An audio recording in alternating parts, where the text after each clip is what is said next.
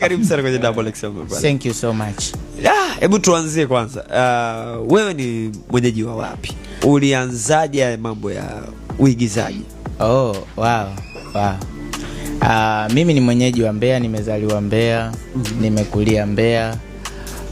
Zambi nyingi nimefanyia Mbeya nikiwa kama ni kijana. Sawa. Kumbe mzima. Sawa. Unasikia? Kwa hiyo nimeanza hizi shughuli Mbeya. Kabla, lakini before hapo nilikuwa naitwa Oscar. Okay. Jina langu naitwa Oscar. Ukitoa hilo hapo la MC Mboneke, hilo la Mboneke nilipewa advance. Mboneke ni jina la ni neno la Kinyakyusa. Tafsiri yake ni mtu anayependa kuonekana. Mboneke kuonekana. Kuonekana katika namna gani, kwa masifa au kwa yani ndo naelezea kwamba kwa nini nilipewa hilo hapo Mboneke. Ni kwamba nilipofika mwaka wa kwanza level nilikuwa mtu wa sifa.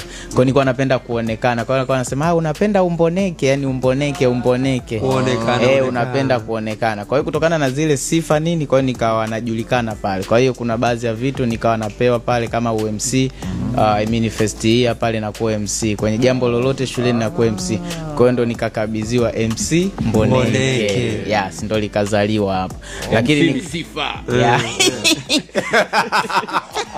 Hello. Kwa hiyo ikawa hivyo. Baada ya kumaliza form 6 nikaingia chuo. Pale chuo ndo nikawa nafanya rasmi kuingia kwenye kutengeneza content. Chuo gani? Naam? Chuo gani? Kukom, lakini sasa kinaitwa Kuom Sauti. Zamani kilikuwa kinaitwa Sauti. Sasa hizi ni Kuom. Sasa unasomea comedy? No, mimi ni mwanasheria, nimesomea sheria. Kwa hiyo tukijichanganya hapa tumeisha. Naondoka na jengea. Na sudi.